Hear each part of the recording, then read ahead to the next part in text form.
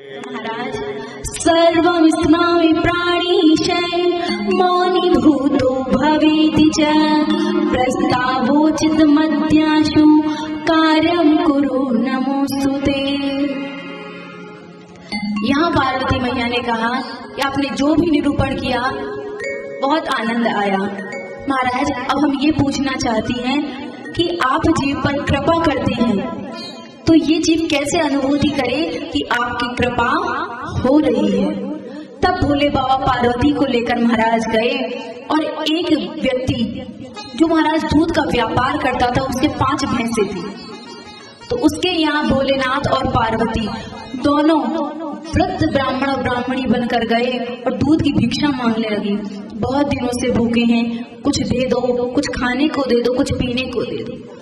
तब तो महाराज उस व्यक्ति जिसके दूध की डेयरी थी, 50 भैंसें थी, तब उसने कहा सुबह सुबह चले आए, न हाल देखा न टाल, देखो तो सही इतने हट्टे कट्टे होकर मांग रहे हो, चलो यहाँ से जाओ, कमाती तो बनती नहीं है, मांगने लगे। तमाम भाषण सुना दिया और उन दोनों को धक्का देकर भगा दिया। अब तो भोले बाबा ने कहा कि भगवान करे इनकी 50 गाय और आ जाए। पार्वती मैया ने कहा भोले बाबा, इसने हमारा अपमान किया और आप इसको आशीर्वाद दे रहे हैं कि इसकी 50 गाय और आ जाए। तब तो महाराज भोले बाबा ने कहा देवी बाद में समझाएंगे।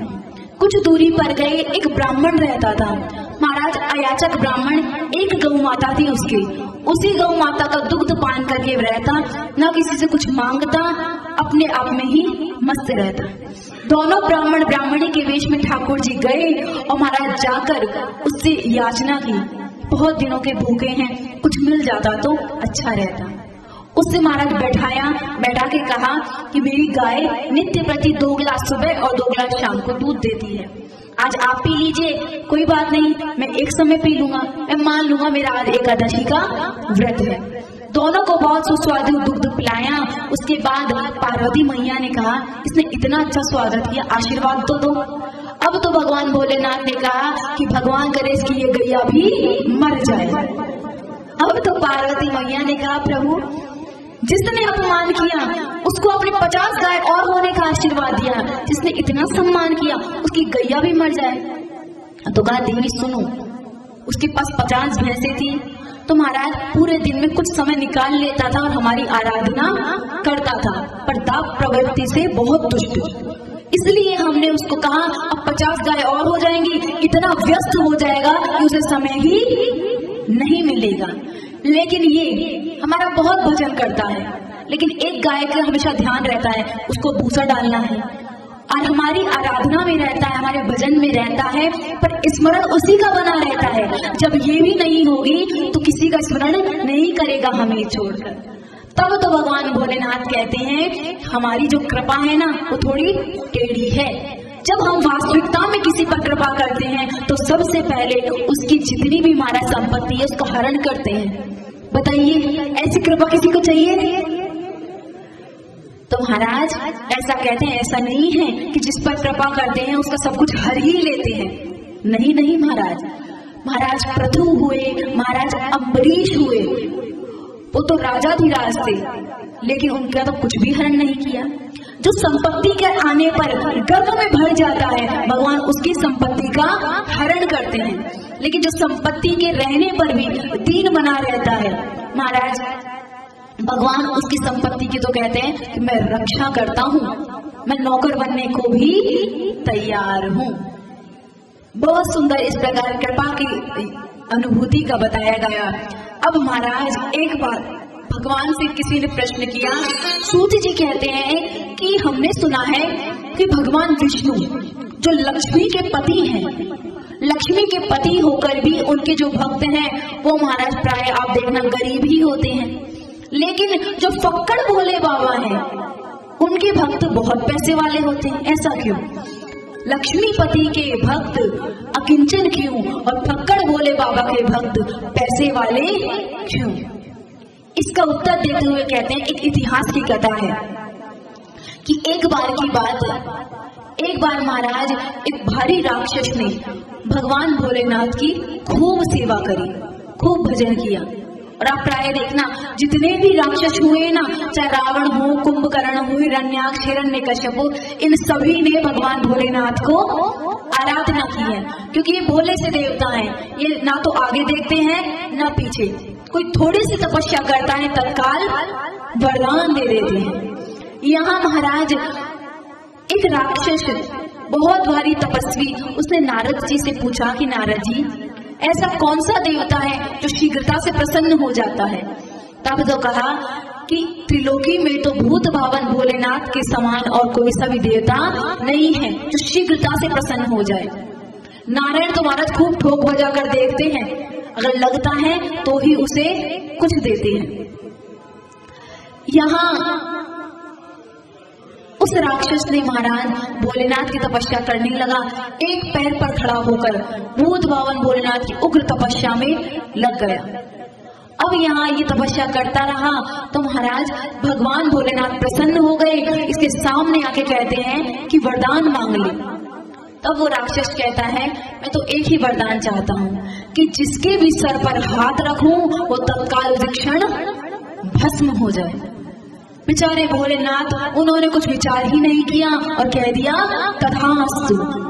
जैसे ही तथास्तु कहा तो वहां पार्वती मैया विचरण करती हुई पधार गई।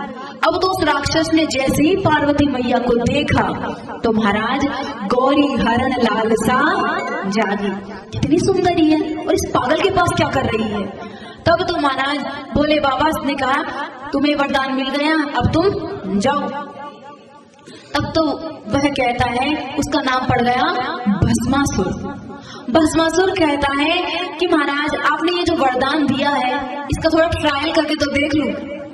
तो वह कर लो खूब ट्रायल। तो महाराज जिसका वरदान उसी का सर होना चाहिए। भोले बाबा ने सोचा अच्छे मूर्ख से पाला पड़ा। तब तो महाराज वो भगवान भोलेनाथ के सर पे हाथ रखने के लिए भागने लगा। आगे आगे भोले बाबा, पीछे पीछे भस्मासुर, आगे आगे भोले बाबा, पीछे पीछे भस्मासुर। अब तो महाराज बहुत जोर से आवाज लगाई, हे भगवान श्रीमन नारायण बचाइए, हे श्रीमन नारायण। श्रीमन नारायण ने कहा बहुत तथास्तु तथास्तु कहते फिरते हो, अब भुगतो, नहीं आने वाले हम। भोले बाबा कहते हैं अब खाई सुखाई, आगे खाएं तो राम दुहाई। आगे से खूब निरीक्षण परीक्षण करके तथास्तु कहेंगे। तब तो महाराज भगवान श्रीमन नारायण छोटे से ब्राह्मण के रूप में आए, बटुक ब्राह्मण के रूप में। अब देखना आगे आगे भोले बाबा, पीछे पीछे भस्मासुर और उसके पीछे वो बटुक ब्राह्मण। अब तो उस बटुक ब्राह्मण ने आवाज लगाई, अरे ओ शकुनी नंदन कहाँ भागे जा रहे हो, तनिक रुको तो। अब इसने पीछे मुड़कर देखा, हमारे पिता को भी जो जानता है, कौन है ऐसा। पीछे देखा तो छोटा सा बालक। अरे रुको तो, कहाँ भागे जा रहे हो। अच्छा तेरे कारण मैं रुक जाऊं, इतने में शंकर भाग नहीं जाएगा। अच्छा शंकर के पीछे भाग रहे हो, ए शंकर इसी समय रुको। अब तो महाराज शंकर भगवान को आदेश दिया। भगवान शंकर समझ गए प्रभु की लीला प्रारंभ हो गई। अब यहाँ प्रभु की लीला प्रारंभ हुई, बोले बाबा रुक गए। यहाँ भस्मासुर सोचता है शंकर को भी रोक दिया, प्रतापी लगता है ब्राह्मण। तो कहाँ भागे जा रहे हो, क्यों थक रहे हो इतना। तब तो महाराज शकुनी नंदन कहता है कि मैंने भगवान की तपस्या करी और इन्होंने ये फल दिया है कि मैं जिसके भी चीज पर हाथ रखूंगा वो तत्काल भस्म हो जाएगा। अब तो भगवान ठड़ाका लगा के हंसने लगा, कहते हैं वाह कौआ कान ले गया, तो पहले अपने खुद के कान को देखोगे या कौए के पीछे भागोगे। कुछ समझा नहीं। अरे मूर्ख, कोई तुझसे कहे देख तेरा कान कौआ ले गया, तेरा कान कौआ ले गया, और कौए के पीछे पड़ जाओ, पहले कान को तो देखो कान है या नहीं। उसी प्रकार इतने दूर भागने की क्या आवश्यकता है, खुद का सर दिखाई नहीं दे रहा तुझे, खुद के सर पे रख के देख ले।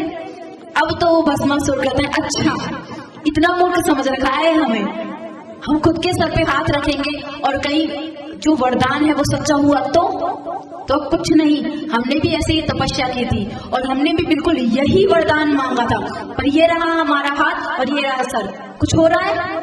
कुछ नहीं हो रहा। भांग के नशे में पागल है ये तो, तथास्तु तथास्तु कहता फिरता है। अब महाराज थोड़ा सा जो भस्मासुर था वो चक्करों में आ गया, क्योंकि शास्त्र ऐसा कहते हैं मूर्ख और शंख दोनों के फूकने पर ही बजते हैं, उनकी खुद की कोई बुद्धि नहीं होती।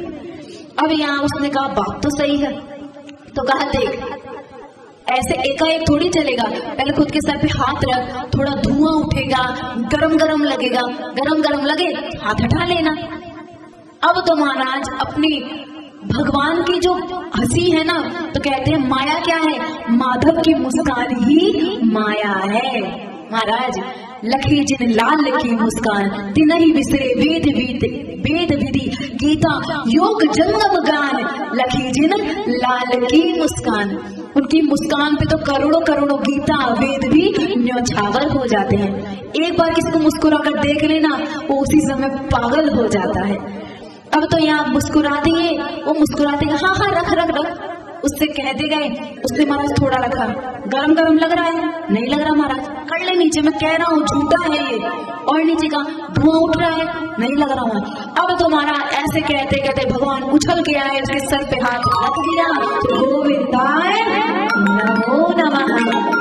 तत्काल वो भस्मासुर भस्म हो गया।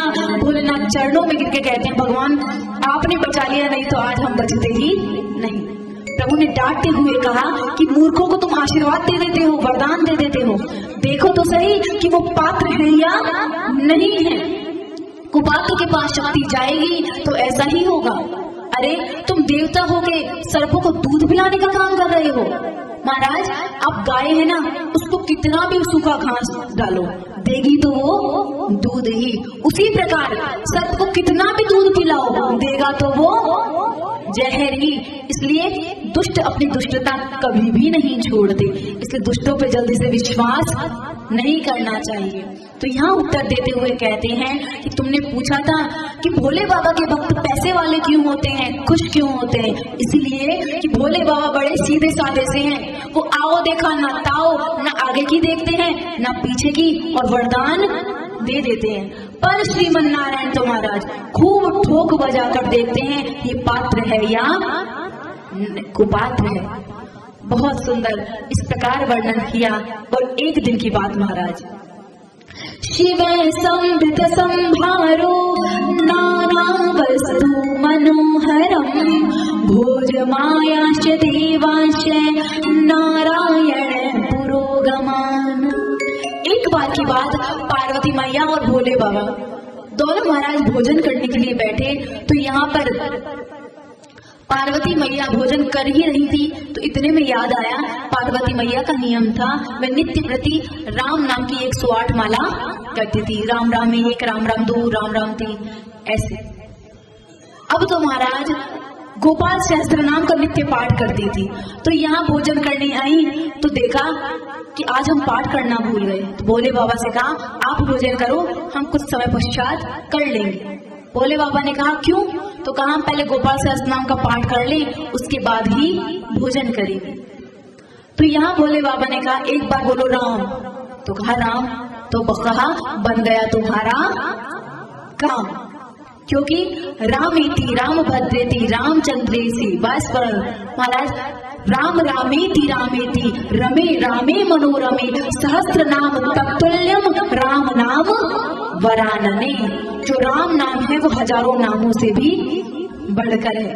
बहुत सुंदर राम नाम की महिमा का बताया गया कि राम और म, ये दोनों अक्षर यदि किसी जीव के मुख में रहते हैं तो कहते हैं पाताल भूतल व्योम चारिण छद्म चारिण न दष्टुम विशक्ता से राम रक्षितम राम नाम भी।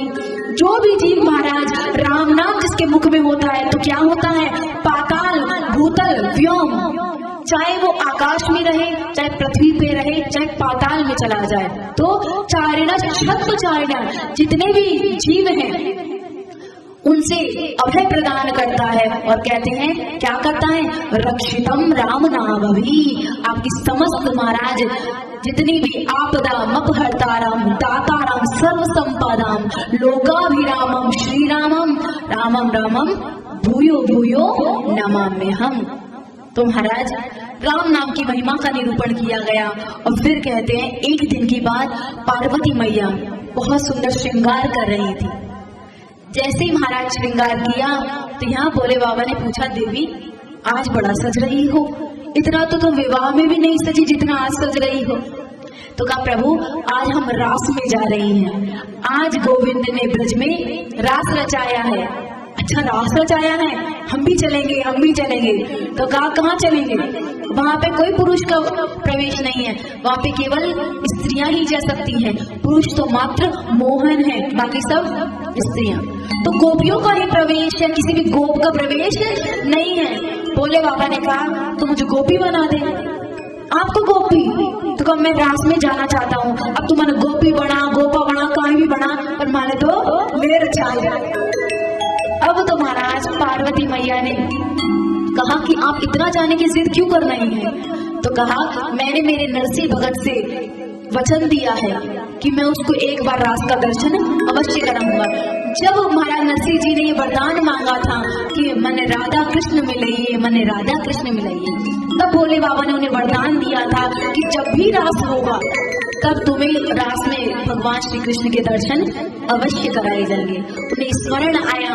अब तो महाराज पार्वती मैया ने दिव्य श्रृंगार किया, भोले बाबा को मस्त महाराज हट्टी कट्टी गोपी बनाई, समस्त जोड़ों को लंबा सा घूंघट काट दिया और कहा देखिए ये जो घूंघट है ना, ये किसी के सामने भी खोलना मत।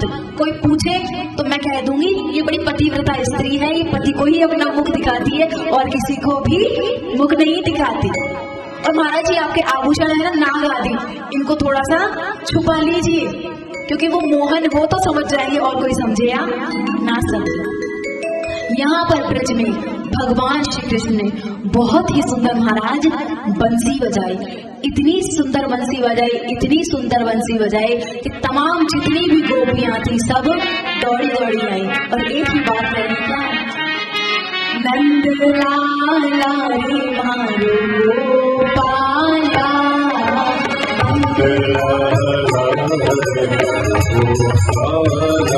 बंसी ओ बंसी ओ बंसी जो बजाई लाला, बंसी जो बजाई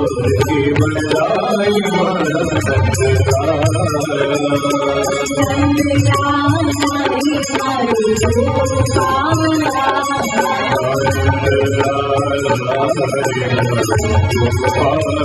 ओ बंसी ओ बंसी ओ बंसी जो बजाई नंद लाला, बंसी जो बजाई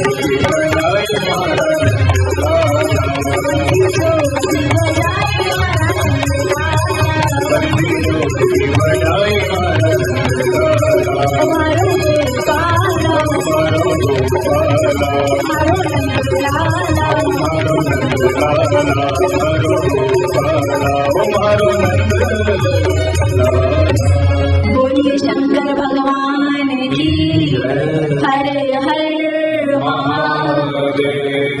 तो महाराज बहुत ही सुंदर बंसी बजाई और वहां पर वर्णन किया गया है कि जब भगवान राम जी बन के आए तो ठाकुर जी हनुमान बन के सेवा करने आए, और जब भगवान श्री कृष्ण बनकर आए तो महाराज बंसी बनकर शंकर जी पधारे। वंशस्तु भगवान स्वयं, वंशी और कोई नहीं है महाराज, वंशी स्वयं शिव जी ही है। क्योंकि ठाकुर जी के महाराज, ठाकुर जी का पट, ठाकुर जी के रत्न, ठाकुर जी के आभूषण ये कोई जड़ नहीं है महाराज। ये बड़े बड़े दिव्य संत हैं जो ठाकुर जी का अंग संग पाने के लिए इन रूपों में अवतरित हुए हैं। महाराज जब ठाकुर जी बंसी बजाते थे तो गोपियां बड़ी ही महाराज स्पर्धा करती थी, कहती थी कि हमको तो ठाकुर जी का दर्शन कभी कभार प्राप्त होता है, पर ये बंसी के ठाट तो देखो जरा सा। जब इसको नींद नहीं आती तो ठाकुर जी इसके लिए गद्दा बिछाते हैं, और गद्दा क्या है? अधरों का गद्दा है। अधरों के गद्दों पर विराजमान करते हैं, और ये बंसी कहती है ना मुझे अभी भी नींद नहीं आ रही। तो ठाकुर जी क्या करते हैं? इसके लिए हमारा चवर डुलाते हैं। राजा के आगे पीछे चवर डुलते हैं तो क्या ठाकुर जी के जो कुंडल हैं वो जब चलने से गतिमान होते हैं तो महाराज मानो लगता है इस बंसी के लिए ठाकुर जी चवर डुला रहे हैं। और ये बंसी के ठाट तो देखो, तब भी कहती है कि महाराज अभी भी हमें नींद तो नहीं आ रही। तो ठाकुर जी फिर क्या करते हैं? अपने अधरों की फूंक मारते हैं, धीरे धीरे हवा करते हैं महाराज। इसको जब मंद मंद हवा देकर इस बंसी को सुलाते हैं तब कहते हैं हाँ अब आनंद आ रहा है। तो यहाँ गोपी इस प्रकार करती हैं कि बंशी के ठाट तो देखो कि ठाकुर जी कितना अंग संग प्राप्त कर रही है। न जाने इसने कौन से कर्म किए थे कि ठाकुर जी से सदैव जुड़ी रहती है। तो महाराज शास्त्र ऐसा कहते हैं कि वो बंसी और कोई नहीं, वंशस्तु भगवान शिवम, शिव ही बंसी बनकर गए हैं ठाकुर जी की सेवा करने। बहुत सुंदर यहाँ पे वर्णन किया गया। पार्वती मैया ने पूछा कि प्रभु जब आपकी कथा में इतना आनंद है और इतना उत्साह है तो ये जीव आपका भजन क्यों नहीं करता? ये करता क्या रहता है? तो कहा कि दिन में होते हैं 24 घंटे और ये क्या करता है? सुबह तो लगा रहता है धन की हाय हाय में, यहाँ से कमा लूं, ये कर लूं, वो कर लूं, और रात चली जाती है या तो विष्णु का भोग करने में या खर्राटे बजा के सोने में। पूरा जीवन चला जाता है पर इसको भजन के लिए समय ही नहीं मिलता। तब तो कहते हैं कि प्रभु फिर ये जीव क्या करे? तो कहा कि सबसे पहले तो ये एक बात को ठान ले, क्या कि भगवान जो करते हैं वो अच्छे के लिए ही करते हैं। और दूसरी बात, एक और बात ये निश्चित कर ले कि जितना भाग्य में है कुछ करें या ना करें अवश्य ही प्राप्त हो जाएगा। महाराज ऐसे ही एक पांडाल में कथा चल रही थी। एक मजदूर नित्य प्रति आता और कथा सुनता, पर 10 मिनट कथा सुन के चला जाता, बहुत श्रद्धा से कथा सुनता। अब व्यासपीठ बनाई ही इसलिए ऊंची जाती है कि सब कोई दिखाई दे कि दूर तक लोग क्या कर रहे हैं। तो वो रोज आता, श्रद्धा से कथा सुनता, और जो श्रोता होते हैं ना श्रद्धावान, वो अलग ही समझ में आ जाते हैं। यहाँ उस ब्राह्मण ने पूछा उस मजदूर से कि तुम रोज आते हो, कथा सुनते हो, पर 15 मिनट में ही चले जाते हो, पूरी क्यों नहीं सुनते? तो कहा महाराज मैं अकेला कमाने वाला, मेरे 2 बेटा, 1 बेटी, पत्नी, उनको मैं ही कमा के देता हूँ, मैं कमा के ना दूं तो भूखन मर जाए बेचारे। ब्राह्मण ने तो कहा अच्छा तुम कमा के देते हो, तुम नहीं कहो? बोले भूखे ही मर जाएंगे। अच्छा। ब्राह्मण ने कहा यदि धन की उपयुक्त व्यवस्था हो गई तो फिर क्यों कमाऊंगा? तो खूब भजन करूंगा मैं भगवान का। तब उन संत ने कहा कि हमारा इस राज्य का जो राजा है वो मित्र है, हम उसके लिए चिट्ठी पत्री लिख देते हैं, तुम उससे दे देना, वो बहुत सा धन तुम्हें दे देगा, तब तो भजन करोगे। हाँ महाराज खूब भजन करूंगा, लेकिन एक शर्त है, मार्ग में इस पत्र को खोल के मत पढ़ना। कहा ठीक है महाराज। संत ने महाराज उस चिट्ठी में लिख दिया। अब यहाँ वो मजदूर राजा के पास गया, राजा को पत्र दी, और उस पत्र में लिखा हुआ था कि जैसे ही इस पत्र को पढ़ो तत्काल इस मजदूर को जेल में डाल देना। अब महाराज जैसे ही जेल में डाला, लगा गालियां देने संत को, सारे पाखंडी हैं, सारे झूठे, एक बार जेल से निकल जाऊं कमंडल छीन लूंगा, टांगे तोड़ दूंगा, जटा उखाड़ दूंगा, ये कर दूंगा ना वो कर दूंगा। यहाँ महाराज उन संत ने क्या किया, शमशान गए, कुछ हड्डियों को बीना और ले जाके उनकी पत्नी को दे दिया कि रास्ते में मृत्यु हो गई, हमने दाह संस्कार कर दिया और ये रही उनकी अस्थियां। अब लगा परिवार रोने, चूंकि रोते ही हैं, महाराज रोने लगा। तमाम नगरवासी आए, उनमें से सेठ जी ने कहा कि वो ही कमाता था, कोई बात नहीं, यदि तुम्हारा बड़ा बेटा हमारे यहाँ ड्राइवरी करेगा तो 100 रुपया हम दे देंगे। एक ने कहा कि छोटा बेटा यदि हमारी दुकान पे आ जाएगा तो 100 रुपए हम भी दे देंगे। एक ने कहा यदि तुम हमारे यहाँ झाड़ू पोछा कर दोगी तो 50 रुपया हम दिए दे देंगे। बेटी से कहा यदि ये बेटी आकर हमारे बच्चों को खिला लिया करेगी तो 50 हम भी दे देंगे। अब महाराज वो मजदूर सुबह से शाम तक जाता था, तब जाके कहीं 100 रुपया मुश्किल से लाता था। और अब सारे के सारे घर वाले काम पे लग गए और अब घर में आ रहा है पूरा 300 रुपया।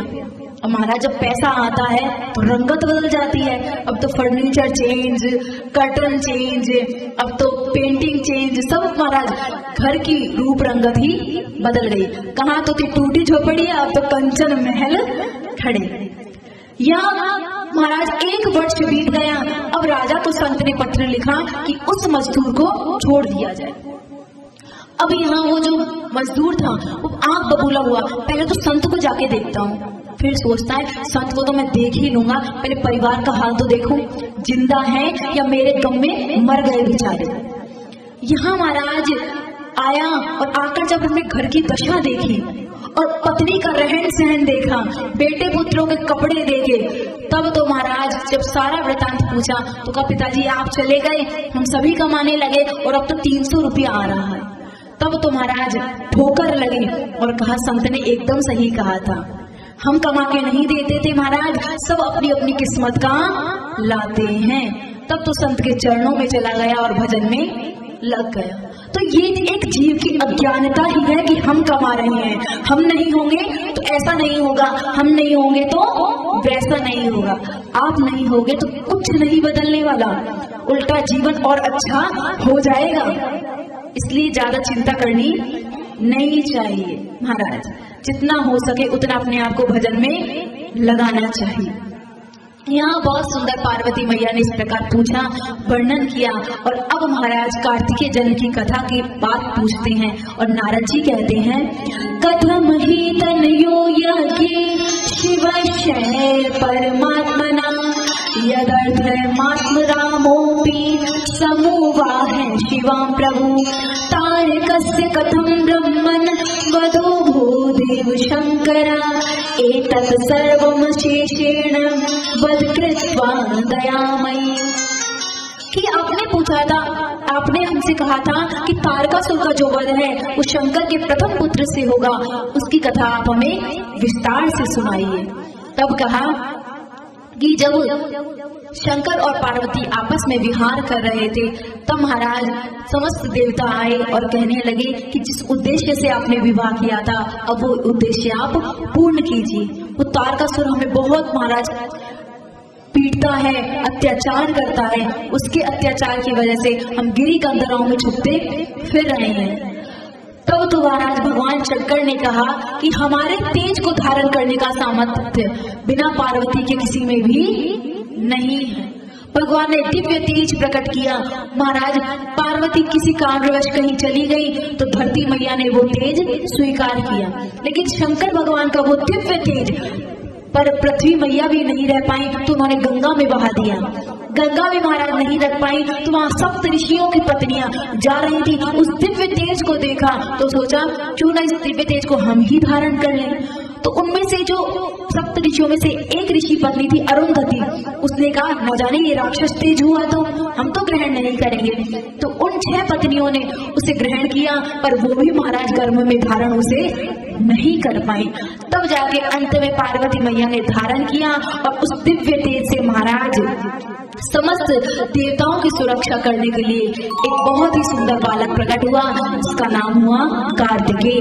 बोलिए कार्तिकेय भगवान की जय। अब तो महाराज कहते हैं कि गंगायां प्रक्षिपूर्णम असह्यं दाह पीड़िता गंगा अपि च तद्वीर्यं दुस्सहं परमात्मना। उस वीर्य को गंगा भी नहीं सह पाई, तब कृतिका आदि 6 रानियों ने लिया, वो भी नहीं सह पाई। और अंत में महाराज सुंदर सुभग श्रीमान तेजस्वी प्रीति वर्धना माघ मासे सिति पक्षे तिथौ षष्ठा मुनीश्वरा।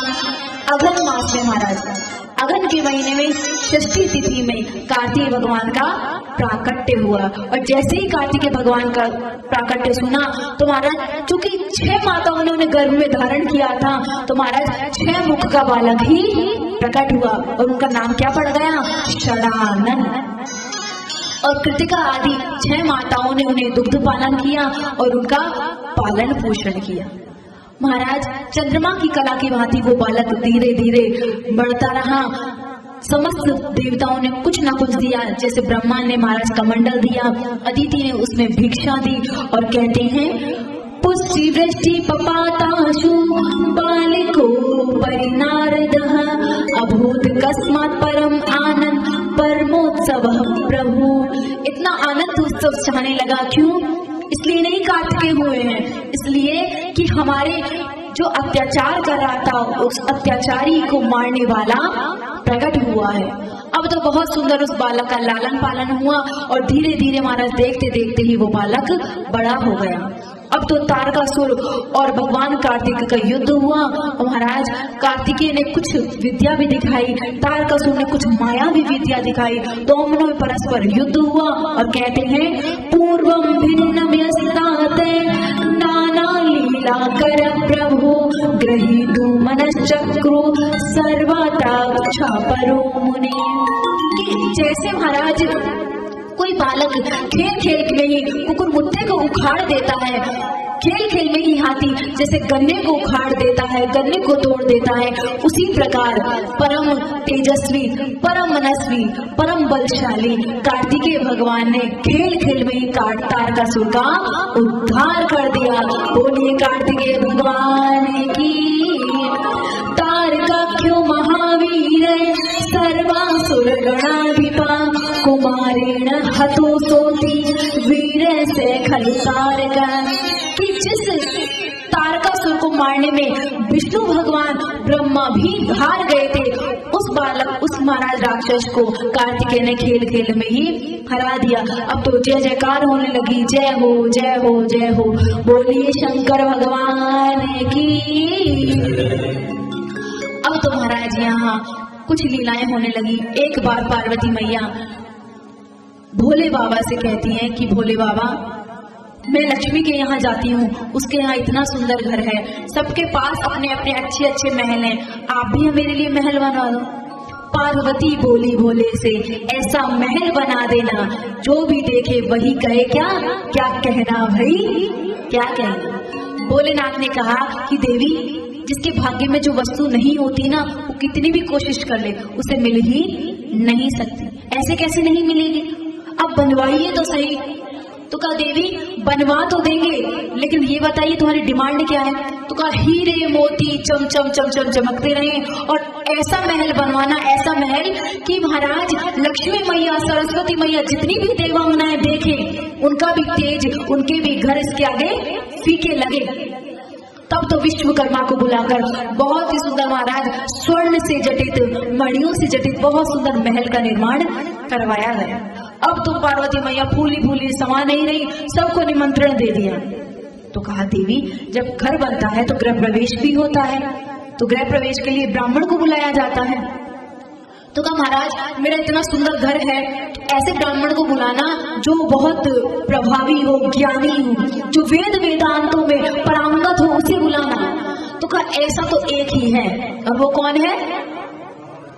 आप तो सभी बहुत इंटेलिजेंट है महाराज, और वो था रावण। रावण को बुलाया गया, बहुत सुंदर गृह प्रवेश की पूजा कराई गई, और जैसे ही पूजा संपन्न हुई तब तो महाराज ब्राह्मण से कहा गया कि आप दक्षिणा मांग लो। सबसे अच्छी दक्षिणा होती है मुंह मांगी दक्षिणा।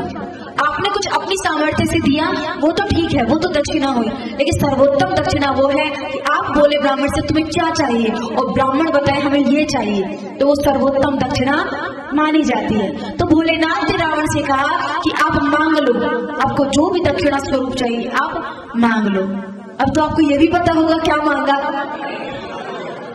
तो भोले बाबा से कहते हैं यदि दक्षिणा में देना है तो आपको यही महल हमें दे दो।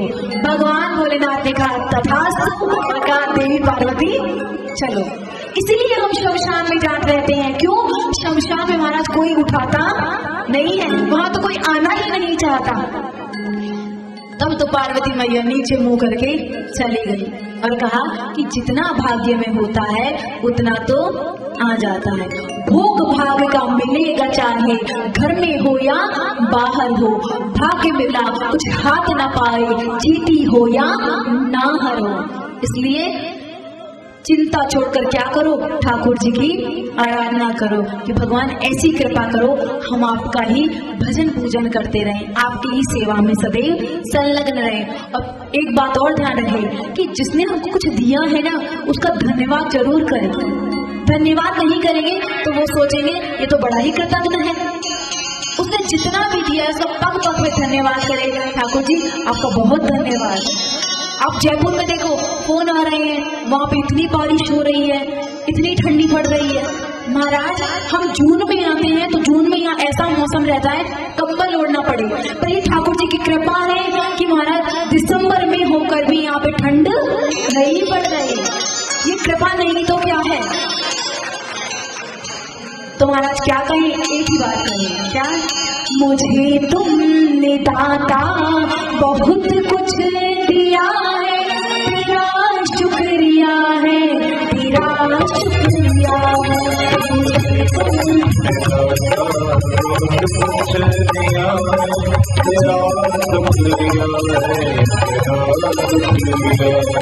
तेरा शुक्रिया है, तेरा शुक्रिया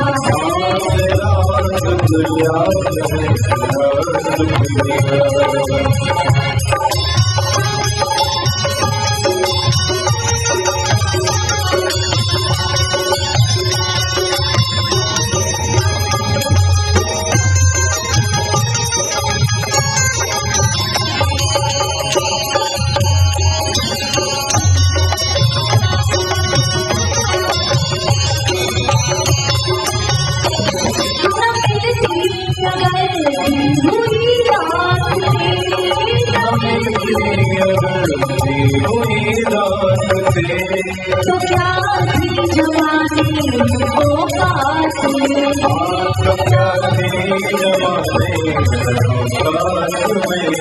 तुम्हें कुछ नहीं किया तेरा शुक्रिया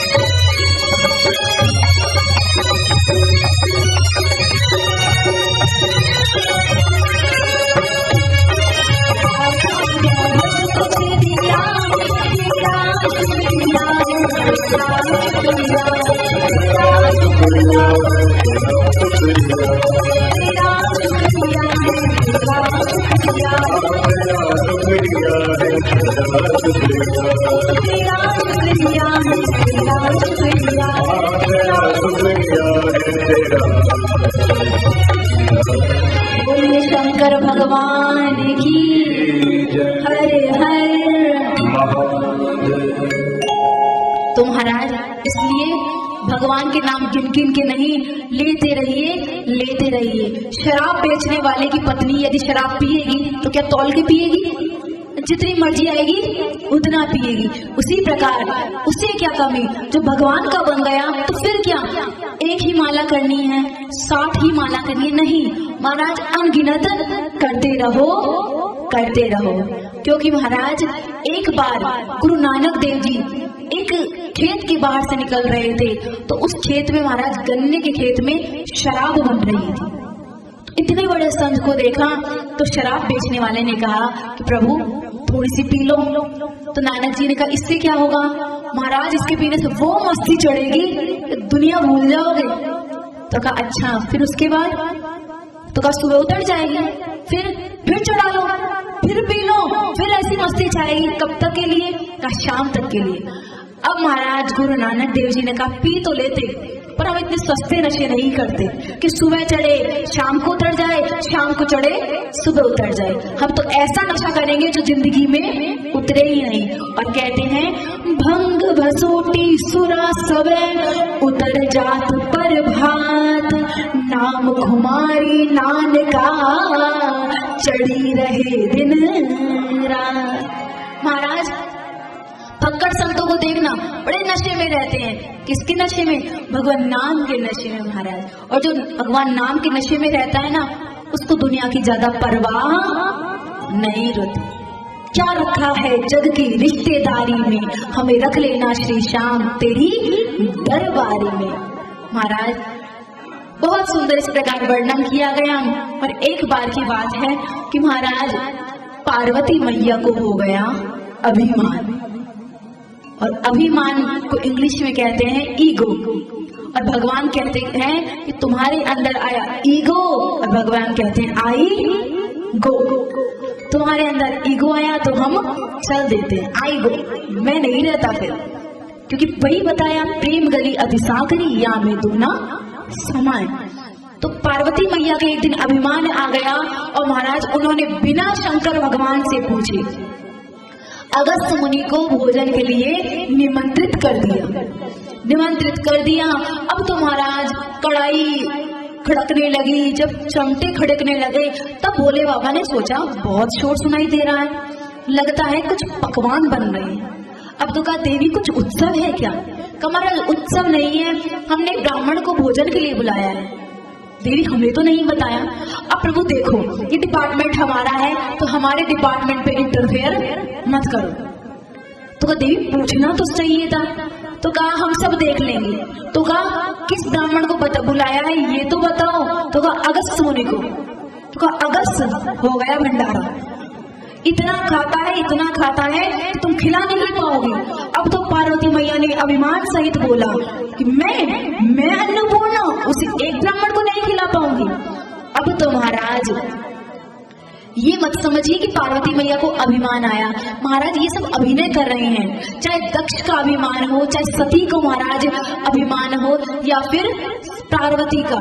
ये तो हमें लोग शिक्षा देने के लिए ये केवल नाटक कर रहे हैं कि हमने ऐसा किया, हम देवता होके हमने ऐसा किया तो हमें ये परिणाम भोगना पड़ा, और तुम इंसान होके करोगे तो तुम्हें क्या क्या नहीं सहना पड़ेगा।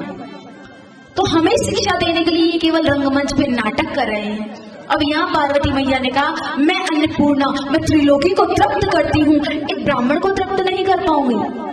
भोले बाबा ने कहा जैसी तुम्हारी इच्छा, पर देवी एक बात बता रहे हैं, हमें फिर मत पुकारना। हाँ बाबा हमारा है डिपार्टमेंट, आप अपना भजन कीजिए। अब तो महाराज देवी जी ने सुनी नहीं बात भोले बाबा की। अगस्त्य मुनि आए। अब तो पार्वती मैया ने पूर्ण तैयारी कर रखी, अन्न के महाराज पहाड़ के पहाड़ लगा दिए। कितना खाएगा, इससे ज्यादा तो कोई खा नहीं सकता। अनेकों पर्वत अन्न के बना दिए। अब तो अगस्त्य मुनि महाराज भोजन करने बैठे तो एक बारी में एक पहाड़ समाप्त, दूसरी बारी में दूसरा समाप्त। अब तो महाराज पार्वती मैया के पसीने टपके। क्यों? खाली हो गई थाली और खाली हो गया घी का पीपा। अब तो महाराज यहाँ पर देखते हैं परोसती है उससे पहले तो वो खा जाते हैं। अब तुम्हारा पसीना पसीना होने लगी। सारी जितनी भी सखियां थी वो कहती हैं देवी भोजन का 25% ही बचा है, 75% तो खा चुका है और अभी तक उसने डकार भी नहीं ली एक। अब तो पार्वती मैया को समझ में आया कि मेरे भोले बाबा ने सही कहा था। इसलिए महाराज सबसे बड़ी यदि कोई हमसे पाप बनता है तो वो बनता है महत पुरुष की अवज्ञा का पाप। जो संत शास्त्र हमें आदेश देते हैं उनका पालन करना चाहिए, यदि उनका पालन नहीं करते तो वही हमसे सबसे बड़ी गलती हो जाती है, महत पुरुष की अवज्ञा। या भोले बाबा के पास गई, भोले बाबा ने कहा देवी देखो ये डिपार्टमेंट तुम्हारा है तो अब हम इंटरफेयर नहीं करेंगे, अब तुम जानो तुम्हारा कहाँ जाने। अब तो महाराज यहाँ पार्वती मैया पसीना पसीना होने लगी कि वहां तो अब सामग्री 10% बची है और ये तो महाराज बंद होने पर ही नहीं आ रहे, चालू ही है, करे ही जा रहे हैं। अब याद आई किसकी, जब कोई नहीं आता मेरे श्याम आते हैं, मेरे दुख के दिनों में वो बड़े काम। महाराज हारे का सहारा श्याम बाबा। अब तो पार्वती ने मैया ने कहा अब मैं हारी हूँ, श्रीमन नारायण को बुलाया।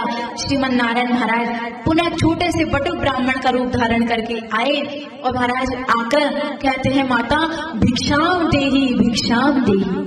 पार्वती मैया आटा सीधा लेकर गई और जैसे ही देती है तो कहा माता ये भिक्षा नहीं चाहिए, हमें तो भोजन करना है, बहुत भूखे हैं। अब पार्वती मैया ने सोचा एक पहले में निपट रहा, दूसरा और आ गया, तो कहा आ जाओ होएगी सो अब देखी जाएगी। अब भगवान न जाने क्या चाहते हैं, उनको भी बैठा दिया।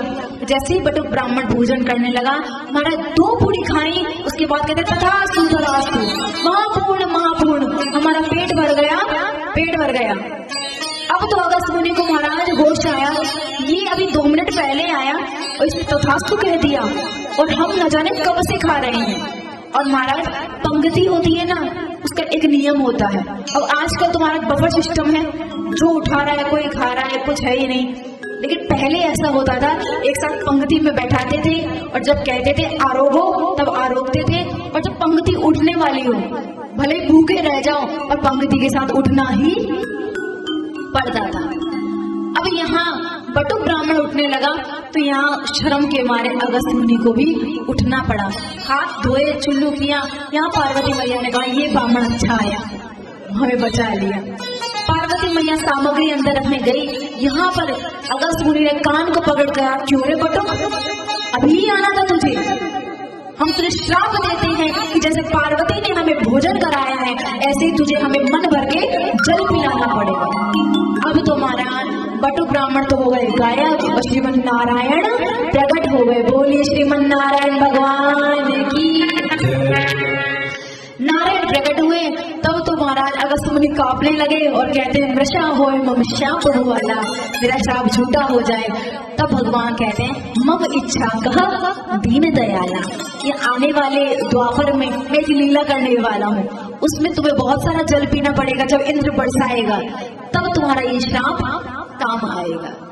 पार्वती मैया ने जैसे ही श्रीमन नारायण का दर्शन किया, महाराज प्रणाम किया, तब भोले बाबा ने समझाया कि कभी भी एक स्त्री को अपने पति की वचनों का विरोध करके कोई कार्य नहीं करना चाहिए। यदि करेगी तो जैसा तुम्हारे साथ हुआ ऐसा ही भोगना पड़ेगा।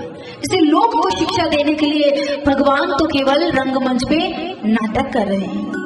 इसलिए देवी चाहिए और जो पति कहे वैसा ही अक्षरशः पालन करना चाहिए। शंकर भगवान की।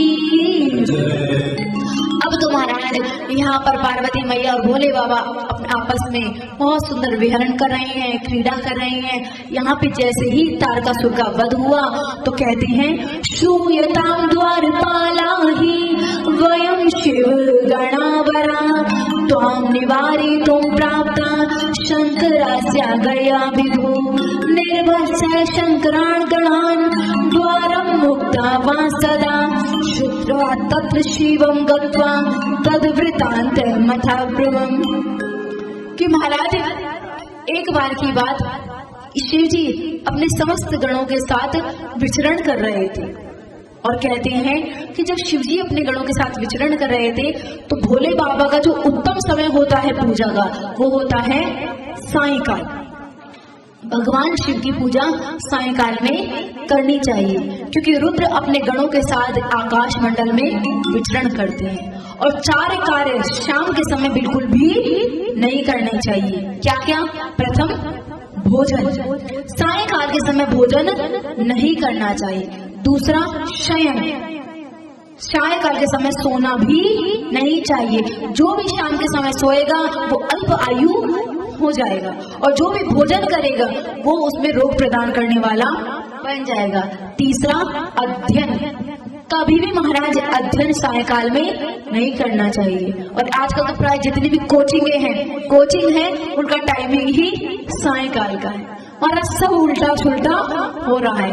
और चौथा, स्त्री पुरुष को संग सायंकाल में नहीं करना चाहिए, क्योंकि इन 4 बातों का ध्यान रखना चाहिए। जो भी ये 4 बातें का ध्यान नहीं रखता तो क्या होता है, भगवान रुद्र अपने गणों के साथ विचरण करते हैं और उसे पाप का भागी बनना पड़ता है। 4 बातें कौन कौन सी है? पहला, भोजन, दूसरा, शयन, तीसरा, अध्ययन, और चौथा, संग। बहुत सुंदर वर्णन किया। उसके बाद में महाराज एक बार की बात है कि शिवजी का एक बहुत बड़ा भक्त था जिसका नाम था बाणासुर। महाराज वो बाणासुर भगवान शिव जी का बहुत बड़ा भक्त, और उसकी विशेषता ये थी कि वो भजन नहीं करता था, वो बहुत सुंदर तांडव नृत्य करता था। और उसके तांडव नृत्य पे भगवान भोलेनाथ रीझे हुए थे। वो तांडव नृत्य करता और भोलेनाथ उसके सामने प्रकट हो जाते। एक बार की बात है कि महाराज बाणासुर की बेटी का नाम था उषा। एक दिन उषा सो रही थी और महाराज सोते सोते उसने एक पुरुष को देखा। बहुत ही सुंदर सांवला सा एक पुरुष जब देखा तब तो महाराज उससे विवाह करने की इच्छा उसके अंदर प्रकट हुई। तो उषा की एक सहेली थी जिसका नाम था चित्रलेखा। उसने चित्रलेखा को कहा कि बहन, आज मैंने स्वप्न में एक पुरुष देखा और मैंने उससे विवाह कर भी लिया। तो कहा, मैं चित्र बनाने में बहुत महाराज कला है मेरे अंदर, तू बताती जा, मैं चित्र बनाती जाऊंगी। तब तो महाराज जैसे ही चित्र बनाया, पहले कृष्ण का बनाया, उसके बाद महाराज प्रद्युम्न का बनाया, और जैसे ही अनिरुद्ध का चित्र बनाया तो महाराज उषा शर्मा गई।